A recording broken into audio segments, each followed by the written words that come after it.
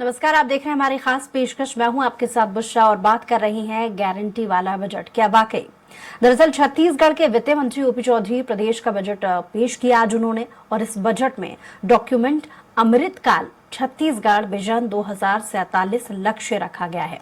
Budget भाषण में OP Chaudhary ने कहा कि छत्तीसगढ़ में सुशासन का सूर्योदय हो चुका है। छत्तीसगढ़ का स्वाट एनालिसिस जरूरी है, स्पष्ट सपना, स्पष्ट लक्ष्य, रोड मैप जरूरी। छत्तीसगढ़ 2047 तक विकसित राज्य बनेगा।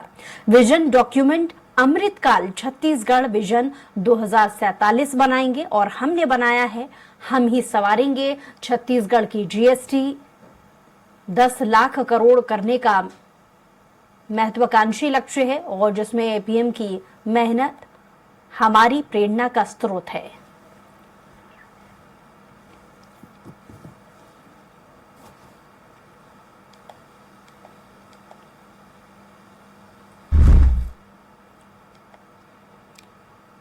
जो जरूरी बातें इस बजट में रही वो हम ग्राफिक्स के जरिए आपको बता रहे हैं कि बजट की क्या खास बातें हैं। इन्वेस्ट इंडिया की तर्ज पर इन्वेस्ट किया जाएगा। शक्तिपीठ परियोजना को लेकर के स्वीकृति मिली है। रामलला दर्शन योजना को लेकर के 35 करोड़। कृषि विभाग का बजट 13,000 करोड़ के करीब है। ब्याज मुक्ति की कृषि 8,500 है। ब्याज अनुदान 317 करोड़। कृषि महाविद्यालय के लिए अलग से बजट में जगह दी गई है। कृषि अभियांत्रिकी संचालनालय स्थापना को लेकर के अलग से तरजीह दी गई है। 14 विकास खंडों में नर्सरी की स्थापना भी की गई है। एमसीबी में पशु औषधालय का उन्नयन करने को लेकर, सिंचाई परियोजना को लेकर 300 करोड़, लघु सिंचाई परियोजना को लेकर 692 करोड़ और नाबार्ड सिंचाई परियोजना को लेकर 462 करोड़।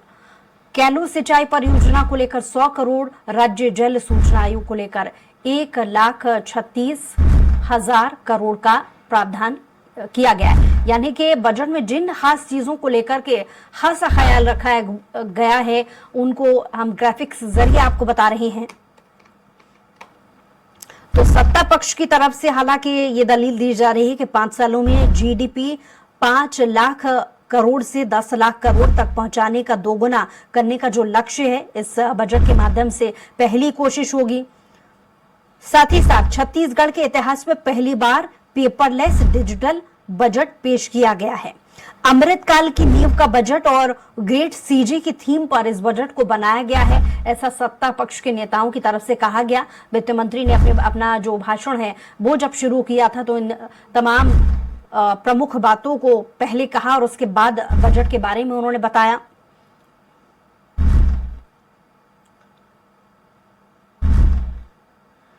तो बजट की खास बातें, दुर्ग और सरगुजा जिले की कृषि को लेकर के खास तरजीह दी गई है। 14 विकास खंडों में नवीन परियोजना को लेकर के तरजीह दी गई है। सिंचाई परियोजना को लेकर 300 करोड़, सिंचाई परियोजना की गति देने के लिए 100 करोड़, सिंचाई के लिए रकबे के विस्तार के लिए, यानी किसानों का भी बहुत ज्यादा ख्याल इस सरकार ने अपने बजट में किया है।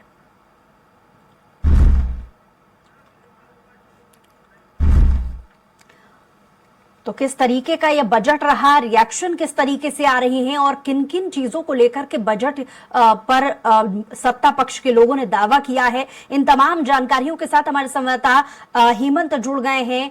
हेमंत, बजट पेश कर दिया गया है, रिएक्शंस भी अब शुरू हो चुके हैं। किस तरीके का बजट पेश करने के बाद सिनेरियो, घटनाक्रम छत्तीसगढ़ में बना हुआ है? जी हेमंत, सॉरी मैं दिलीप बोल रहा हूँ प्रियंका जी। ये जो बजट जो प्रस्तुत हुई है इसमें मुख्य रूप से जो बातें सामने आई हैं उसमें 22% अधिक का बजट इस बार वृद्धि हुई है, जिसमें 1,47,500 करोड़ का प्रावधान किया गया है। इसको लेकर तमाम जो मंत्री हैं चाहे सीएम हो, सभी से हमने चर्चा की तो सबका यही कहना है कि बजट विजनरी बजट है और हर क्षेत्र का ख्याल रखा गया है। चाहे कृषि बजट की बात करें, कृषि क्षेत्र में भी 33% का बढ़ोतरी की गई है, 13,000 करोड़ रुपए से अधिक प्रावधान किया गया है। इसी तरह पंचायत विभाग की बात करें, पंचायत एवं ग्रामीण विकास के लिए भी बजट में 70% बढ़ोतरी की गई है, उसके जो प्रावधान किए गए हैं। तो 17,000 करोड़ रुपए से अधिक की राशि उसके लिए रखी गई है। इसी तरह स्वास्थ्य के क्षेत्र की बात करें तो तमाम क्षेत्रों में अलग अलग ढंग से राशियों की बढ़ोतरी की गई है। साथ ही साथ सभी चीजों में एक चीज पर विशेष रहा कि जो वित्त मंत्री ओपी चौधरी है, उन्होंने कहा कि इस बार टेक्नोलॉजी पर फोकस किया जा रहा है। तमाम योजनाओं पर जो ग्रामीण, कृषि, यांत्रिकी सहित सभी क्षेत्रों में विकास हो रहा है। साथ ही साथ सभी क्षेत्रों को टेक्नोलॉजी में समृद्ध किया जाएगा। हर क्षेत्र में टेक्नोलॉजी का इस्तेमाल होगा, ताकि उनका साफ तौर पर कहना है कि जो चीजें लूप लाइन में होती है या फिर भ्रष्टाचार की भेंट चढ़ती है, उन चीजों पर लगाम लगेगी। तो कहीं ना कहीं इससे जो राजस्व प्राप्तियां है उसमें भी बढ़ोतरी होगी। साथ ही साथ जो पैसा ऐसे चला जाता है, व्यर्थ चला जाता है, वैसे चीजों पर भी और साथ ही साथ प्रशासनिक व्यवस्था में भी पारदर्शिता आएगी, इसमें ज्यादा से ज्यादा सुधार होगी। इस तरह की बातें उन्होंने कहे हैं। और साथ ही साथ रोजगार के अवसर बढ़ाने की बात कही है, युवाओं को फोकस करने की बात कही गई है। हर क्षेत्र में अलग अलग प्रावधान किए गए हैं। चाहे राजधानी रायपुर में जिस तरह से नालंदा परिसर बनाया गया है, जिसमें तमाम जो प्रतियोगी परीक्षाओं की तैयारी करने वाले छात्र हैं, चाहे पीएससी, यूपीएससी, नीट सहित तमाम जो प्रतियोगी परीक्षाओं की तैयारी करते छात्र, उनके लिए एक अच्छा अवसर है। तो उसमें भी बढ़ोतरी, सीट 203 गुना अधिक बढ़ोतरी की बात कही गई उसके सीटों में। इसके साथ ही साथ सभी जिलों में सेंट्रल लाइब्रेरी के तर्ज पर लाइब्रेरी विकसित करने की बात कही गई है, जो नालंदा की तरह ही होंगे। इस तरह की बात कही, प्रावधान किया गया है। युवाओं को विशेष फोकस किया गया है। साथ ही साथ विभिन्न जो योजनाएं हैं, खास करके बहुत सारी ऐसी योजनाएं हैं जो पूर्ववर्ती सरकार में जो संचालित हो रही थी, उन्हें भी गति दिया गया है। चाहे मनरेगा की बात करें, इसके अलावा जो भूमिहीन कृषि मजदूरों के लिए जो योजना थी, उसको भी आगे बढ़ाया गया है। हालांकि योजना के नाम में परिवर्तन किया गया है, लेकिन जो मोदी गारंटी के रूप में इन्होंने जो बात कही गई थी, खास करके महतारी वंदन योजना की बात करें, या फिर जो भूमिहीन कृषि मजदूर योजना की बात हो, या फिर अन्य दूसरी योजनाएं हैं, उन तमाम योजनाओं को लेकर जिक्र किया गया है। सभी योजनाओं के लिए राशि भी रखने का प्रावधान किया गया। हालांकि जो महतारी वंदन योजना है, उसके लिए अनुपूरक बजट में ही प्रावधान कर दिया गया था। इस मूल बजट में इसके लिए ज्यादा राशि नजर नहीं आई है, क्योंकि साल भर तक चलेगी योजना। इसको लेकर कहीं न कहीं लेकिन विपक्ष की ओर से ये बातें कही जा रही है कि पूर्व मुख्यमंत्री भूपेश बघेल का यह बयान है, उनका साफ तौर पर कहना है कि ये जो बजट में जो बातें रखी गई, वो पूर्ववर्ती सरकार की तमाम योजनाएं हैं, उन्हीं योजनाओं को गति दिया गया है, उसको अमली जामा पहनाया गया, लेकिन अलग से कुछ अलग करने का प्रावधान नहीं किया गया। जो बातें कही गई है कि तमाम जो क्षेत्र को विकास को लेकर, रोजगार के लेकर, लेकिन उसके लिए जो टेक्नोलॉजी की बात की गई, लेकिन उसके लिए विशेष प्रावधान नहीं किए गए हैं कि आखिर वो मूल रूप में कैसे आएगा। बातें बहुत बड़ी बड़ी कही गई है, विजनरी की बात कही गई है, जिक्र किया गया है मोदी गारंटी का, लेकिन वो गारंटी धरातल पर कैसे आएगी, इसको लेकर ज्यादा प्रावधान नहीं किया गया। इसी तरह नेता प्रतिपक्ष डॉक्टर चरणदास महंत का भी कहना है कि जो मोदी की गारंटी का जिक्र किया गया था घोषणा पत्र में, जिसके 15-17 बिंदु थे, उन बिंदुओं का जिक्र उन्होंने करते हुए कहा कि इन मोदी की गारंटियों का किस तरह से जमीनी स्तर पर मूल रूप में आएंगे, इसको लेकर विशेष प्रावधान नहीं किया गया है। 2-3 गारंटियों की बात छोड़ दे तो बाकी योजनाओं के लिए कोई विशेष बजट में प्रावधान नहीं किया गया है, उसका जिक्र भी नहीं हुआ है। इस तरह की बातें कही गई। हालांकि तमाम जो मंत्री है, जैसे हम लोग केदार कश्यप की बात करें, वन मंत्री, उनसे हमने चर्चा की तो उनका साफ तौर पर कहना है तो जो बजट में जो तमाम तरह के जो आश्वासन दिए गए थे, मोदी गारंटी का जिक्र हुआ था, उन सभी के लिए पैसा रखा गया है। चाहे तेंदुपत्ता खरीदी की बात हो, जो इन्होंने पहले ही मोदी गारंटी में जिक्र किया था कि जो 4,000 रुपया प्रति मानक बोरा जो खरीदी की जा रही है, उसे बढ़ाकर 5,500 रुपया प्रति मानक बोरा किया जाएगा, उसको किया गया है। साथ ही साथ वनवासी क्षेत्रों को जो तेंदुपत्ता छोड़ते हैं, उनके लिए चरण पादुका योजना फिर से शुरू की जाएगी, इसके लिए भी 500 करोड़ रुपए का प्रावधान किया गया है।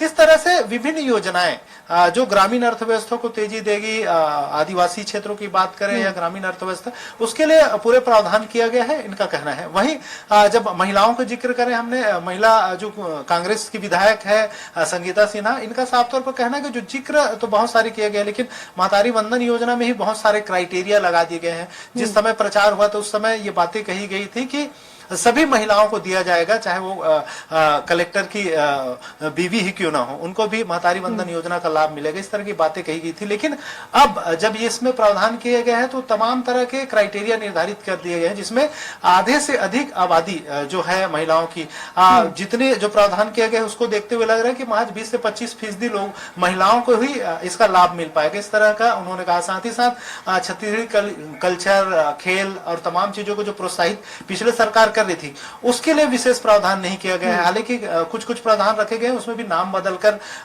कीड़ा प्रोत्साहन योजना के नाम से कहा गया है। जो अलग से जो प्रावधान किए जाते रहे उसमें कटौती की गई, इस तरह की बातें कही जा रही। अब देखना होगा, दोनों अपनी अपनी बातें हैं प्रियंका। सत्ता पक्ष का अपना कहना है और विपक्ष इस बजट को कहीं ना कहीं निराशाजनक और जमीनी स्तर पर कमजोर बता रही है। हालांकि सत्ता पक्ष के तमाम जो मंत्री है, विधायक हैं, उनका कहना है कि विजनरी साबित होगा और तमाम चीजों को इसमें ध्यान में रखा गया है। हर वर्ग का ख्याल रखा गया है, चाहे महिलाओं की बात करें, युवाओं की बात करें, कारोबारियों की बात करें या फिर किसानों और भूमिहीन मजदूरों, सबका इस योजना में, इस बजट में ख्याल रखा गया। इस तरह के उनके दावे हैं। अब देखना होगा कि आने वाले समय में ये बजट कितना कारगर साबित होता है, इनके दावे पर कितनी फलीभूत उतरती है जमीनी स्तर पर। जी दिलीप, मैं बुशरा बात कर रही हूँ। दिलीप, अगली बात मैं ये भी आपसे जानना चाहती हूँ कि जी दिलीप, क्योंकि आप विधानसभा में लगातार बने हुए थे, विपक्षी नेताओं का लगातार वहां से जब जाने का सिलसिला शुरू हुआ, आपने उनसे रिएक्शन जानने की कोशिश की, क्योंकि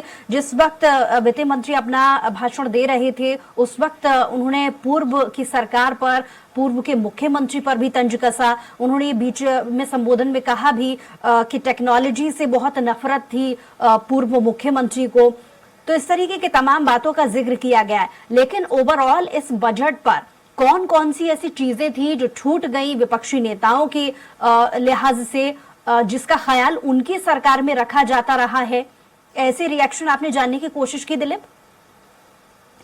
हाँ जी, बिल्कुल। विपक्षी नेताओं का साफ तौर पर कहना है कि जो पिछली सरकार की योजनाएं थी, खास करके गोधन न्याय योजना है, जिसके तहत गांव में जो गोठानों को समृद्ध करने के लिए जो प्रावधान किए गए थे, रूरल इंडस्ट्रियल पार्क के लिए जो राशि मुहैया कराई जा रही थी, उसका किसी तरह का कोई जिक्र नहीं है। और ग्रामीण अर्थव्यवस्था को समृद्ध करने के लिए बहुत सारी योजनाएं जो पिछली सरकार ने शुरू की थी, उन योजनाओं को लेकर इस बजट में किसी तरह का कोई प्रावधान नहीं किया गया है। इस तरह का बातें उनके द्वारा कही गई। साथ ही साथ महिलाओं को लेकर कहा गया कि उनके लिए जो योजनाओं का जो जिक्र हुआ करता था पिछली सरकार में, उसको ख्याल नहीं रखा गया है। हालांकि नई योजनाओं की बात कही गई है, लेकिन नई योजनाओं में भी बहुत इफ किंतु परंतु लगा दिया गया है, जिससे जितनी महिलाओं को लाभ मिलना चाहिए उतना नहीं मिल पाएगा। इसी तरह किसानों की बात करें तो किसानों को लेकर भी जो बातें कही गई है, वो तमाम जो चीजें हैं जो आनी चाहिए वो नजर नहीं आ रही। इस तरह की बातें कही जा रही है। साथ ही साथ विभिन्न योजनाओं को लेकर भी उनका कहना है कि मोदी गारंटी के नाम से जितनी चीजें कही गई थी, जो बातें कही गई थी, वो इस बजट में क्रियान्वित होती हुई नजर नहीं आ रही है। कहीं न कहीं बहुत सारी कमियां खामियां हैं। हालांकि टेक्नोलॉजी की बात कह रही है, रोजगार देने की बात कही जा रही है, लेकिन कैसे मिलेगा, कैसे उसको ये करेंगे, मतलब ज्यादा से ज्यादा युवाओं को रोजगार के लिए क्या प्रावधान किए गए हैं, इसको लेकर किसी तरह के बजट में प्रावधान नहीं है। इस तरह का उनका सीधे तौर पे आरोप है। और उनका कहना है कि यह बजट कहीं ना कहीं फायदेमंद साबित नहीं होगा, जिस तरह की बातें कही गई है। हालांकि हवाई बातें उनकी तरफ से कही जा रही है। इस तरह के आरोप विपक्ष लगा रहे हैं कि प्रावधान तो बहुत सारे किए गए हैं, लेकिन उसके लिए किस तरह से जमीनी स्तर पर काम होगा, कैसे वो मूल रूप से लोगों तक पहुंचेगा, बेरोजगारों को कैसा फायदा होगा, इसका जिक्र इस बजट में नहीं है। इस तरह का बातें विपक्ष की ओर से कही जा रही है। जी दिलीप, जो इस पूरे बजट को लेकर के सत्ता पक्ष के नेताओं की तरफ से अगर कहा जाए, जो 2 हाइलाइट्स का जिक्र अभी तक सत्ता पक्ष के लोग करते रहे हैं, उसमें सबसे पहली चीज कि 5 साल में जीडीपी 5 लाख करोड़ से 10 लाख करोड़ तक पहुंचाने और दोगुना करने को लेकर के लक्ष्य है। साथ ही अमृतकाल की नींव का बजट इसे मानते हुए ग्रेट सीजी की थीम पर बजट बनाया गया है। तो इसका खाका किस तरीके से बजट में नजर आया, इसको लेकर के, क्योंकि तुरंत ही बात प्रेस ब्रीफिंग भी मुख्यमंत्री की तरफ से की गई थी, इन 2 सवालों का जवाब किस तरीके से बीजेपी की तरफ से आया? जी बिल्कुल। दूसरा, बीजेपी के तमाम जो नेता है उनका साफ तौर कहना है कि ये जो बजट है उसमें हर वर्ग का ख्याल रखा गया है और एक बैलेंस बनाने का प्रयास किया गया है, ताकि सभी वर्ग को इस बजट से लाभ हो। और साथ ही साथ जो विजनरी इसलिए बोल रहे हैं कि जो ये मोदी जी की गारंटी की जो बात कही गई थी घोषणा पत्र में, उसे पूरा करने का प्रावधान लगभग बजट के में किया गया है। उनका कहना है कि किसानों के लिए जब हम बात कर रहे थे, किसानों को जो एक मुश्त राशि दिया जाना चाहिए, अंतर की राशि, उसके लिए भी अनुपूरक बजट में ही प्रावधान कर दिया गया है। इसके साथ ही साथ जो महतारी वंदन योजना है, इनके लिए भी प्रावधान कर दिया गया है। साथ ही साथ उनका कहना है कि जो बातें कही जा रही थी, उन सभी चीजों का ख्याल रखा जा रहा है। तो ये इस तरह से विजनरी इसलिए मान रहे हैं कि जो नई टेक्नोलॉजी है और जो समय की मांग है, उन तमाम चीजों को इस बजट में समाहित करने का प्रयास किया जा रहा है और समाहित किया जा रहा है ताकि ज्यादा से ज्यादा लोगों को इसका लाभ मिल सके। और जो बातें कही जा रही थी और साथ ही साथ लूप होल को भरने की बात कही जा रही है कि जो पहले जिस तरह से पिछली सरकार में बहुत सारी जो योजनाएं हैं उसके लिए योजनाओं का जिक्र होता था, लेकिन उसमें बजट के प्रावधान नहीं होते थे, तो वो कहीं ना कहीं और भ्रष्टाचार की जो बातें भी कही जा रही थी, तो इनका कहना है कि हम पारदर्शी तरीके से तमाम जो भर्तियां होंगी सरकारी नौकरियों के लिए जो पद सृजित किए गए हैं, चाहे पुलिस की भर्ती की बात हो या फिर नए शिक्षकों की भर्ती की बात हो, तो तमाम जो भर्तियां होंगी। इसके अलावा व्यापम और पीएससी के माध्यम से जो भर्तियां होगी उसमें पारदर्शिता की बात कही जा रही है। और पिछली सरकार में जो भी गड़बड़ियां हुई है इसको लेकर भी जांच की बात की जा रही है। हाल ही में इसके लिए एफआईआर भी दर्ज किया गया है और इस पूरे मामले की जांच सीबीआई से कराने की निर्णय भी लिया गया है। तो इनका साफ तौर पर कहना है कि हमारी सरकार मतलब बीजेपी की सरकार का ये प्रयास रहेगा कि तमाम जो योजना है वो धरातल पर जाए और पारदर्शी तरीके से जाए ताकि जो लाभार्थी है उनको सही रूप में उसका उन योजनाओं का लाभ मिल सके। इसका ये प्रयास इस बजट के माध्यम से किया जा रहा है। चलिए दिलीप, आपके पास लौटेंगे। हमारे साथ अर्थशास्त्री डॉक्टर तपेश चंद्र गुप्ता जी भी जुड़ गए हैं। बहुत स्वागत है आपका।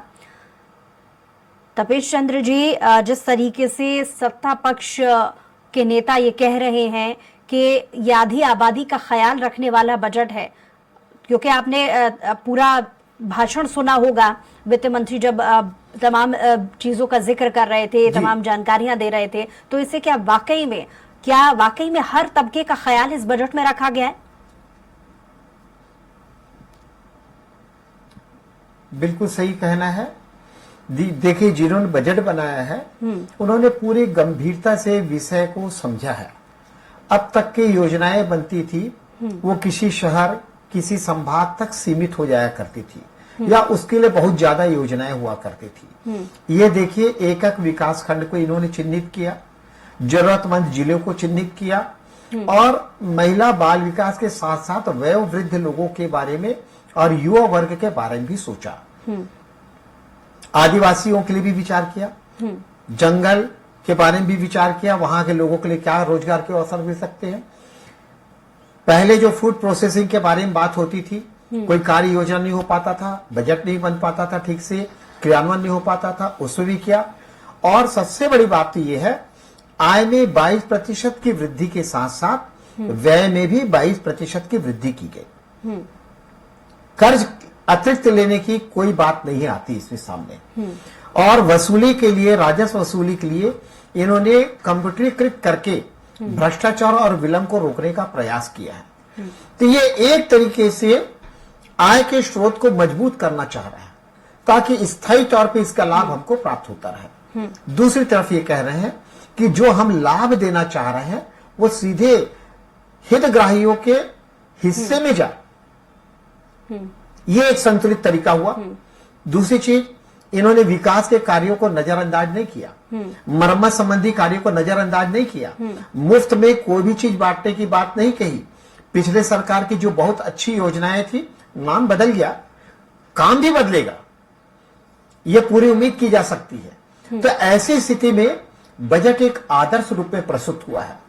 यहां तक मैं ये कहता हूं कि उस बजट बनाने वाली समिति में मैं रहता तो शायद मैं इस आदर्श स्वरूप को प्राप्त नहीं कर पाता जो इसमें हुआ है, क्योंकि ओपी चौधरी जी प्रशासकीय अधिकारी होते हुए तपेश चंद्र जी, जिस तरीके से आप कह रहे हैं कि आय और व्यय का अच्छा बैलेंस रखने की वजह से ये अच्छा बजट हो सकता है, लेकिन जिस तरीके से विपक्षी नेताओं का भी ये सवाल है कि जब सभी चीजों का बैलेंस रखने की बात अगर सरकार कर रही है तो लक्ष्य होना अलग चीज है और किसी चीज के लिए बजट निकालना वो चीज अलग है। जिस तरीके से बजट सभी चीजों को लेकर के दिया गया है, तो क्या यह संभव है बीजेपी का ये लक्ष्य रखना कि 5 सालों में जीडीपी 5 लाख करोड़ से 10 लाख करोड़ कर दी जाएगी? जिस तरीके से बजट बनाया गया, क्या यह संभव है कि इतना बड़ा एक ड्रास्टिक चेंज आ पाएगा?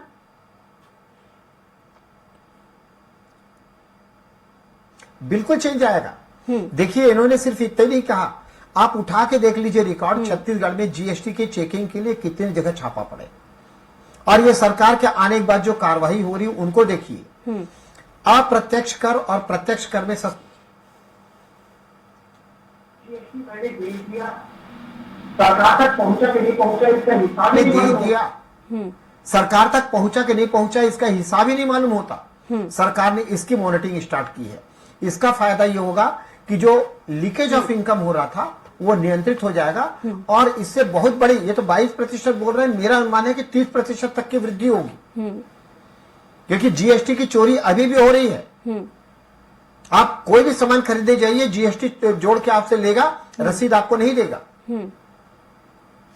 रसीद जैसी आप मांगेंगे तो थोड़ा सा कतराएगा या दूसरा कागज में बना के दे देगा, पर अपने जीएसटी नंबर के इसमें कोई साथ दो राय रसीद नहीं है काट कि के बहुत नहीं सारी देते बहुत से योजनाओं लोग। को यहाँ पर इसका भी लाभ मिलेगा। सरकार ने शामिल करके बहुत सारी योजनाओं का ख्याल रख के हर तबके का ख्याल रखने की कोशिश की है, लेकिन क्या ऐसा संभव, क्योंकि आप लगातार पिछले बार का भी बजट का एनालिसिस आपने किया होगा, इस साल के बजट को भी एनालिसिस किया होगा, विपक्षी नेताओं का ये भी कहना है कि बहुत सारी ऐसी चीजें हैं जो छूट गई हैं, तो क्या वाकई में आपको भी ये लगता है कि कुछ चीजें छूट गई हैं या उन्हें भी शामिल होना चाहिए था इस बजट में? देखिए, ये बजट है, एक्शन प्लान और बजट दोनों अलग अलग चीजें होती हैं। बिल्कुल। फिर भी सरकार ने बजट प्रस्तुत करने के पहले अपने विचारधाराओं को और एक्शन प्लान को समझाने की कोशिश की है। ये बजट 1 वर्ष के लिए है और ये देखिए कि किसी प्रकार की मुफ्त की योजना नहीं लाई है, जबकि चुनाव सामने खड़ा हुआ है, आम चुनाव, उसको छोड़ के इन्होंने अपनी चीजों को मुफ्त की न बांटते हुए यथावत रखते हुए आगे बढ़ाने की कोशिश की है। कुछ चीजें में परिवर्तन की आवश्यकता थी, वो किया है।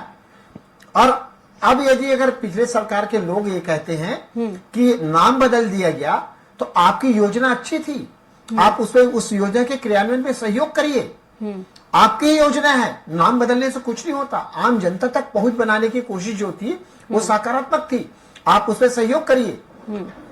मैं तो ये कहता हूं माननीय सदन के सभी सदस्यों से कि अगर आप सदन में बैठे हैं तो जन कल्याण की योजनाओं में आहुति दें, उसमें सहयोग करें।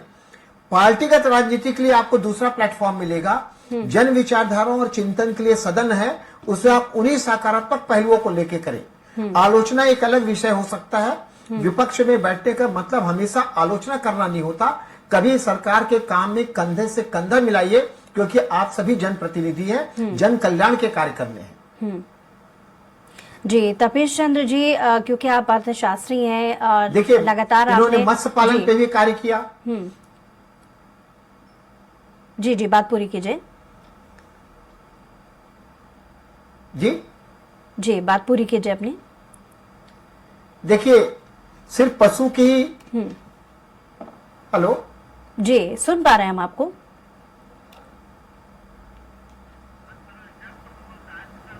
हाँ, मैं ये कह रहा था कि जैसे आमतौर पे बजट बनता है तो हम सिर्फ अपने मतलब कहा जाए मनुष्यों के चिकित्सा की व्यवस्था करते हैं, इसमें पशुओं के लिए भी है, मत्स्य पालन पर भी ध्यान दिया गया है।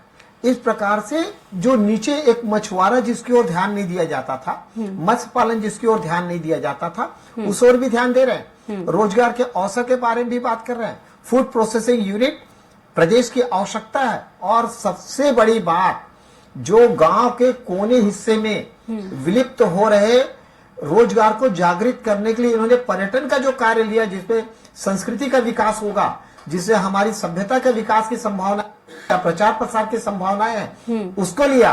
और अभी जब राम जी की स्थापना हुई है तो लोगों की इच्छा अयोध्या जाने की है, आर्थिक रूप से कमजोर हैं, उन्होंने दान भी दे दिया है। ऐसे लोगों के लिए योजना लाके निश्चित तौर पे जनहित का कार्य किया है। तीर्थाटन एक उद्देश्य होता है आदमी के जीवन का। आप भी चाहेंगे, मैं भी चाहूंगा कि मैं अपने तीर्थ स्थल एक बार सुखद जीवन के लिए जाऊं, तो उसके लिए योजना की है।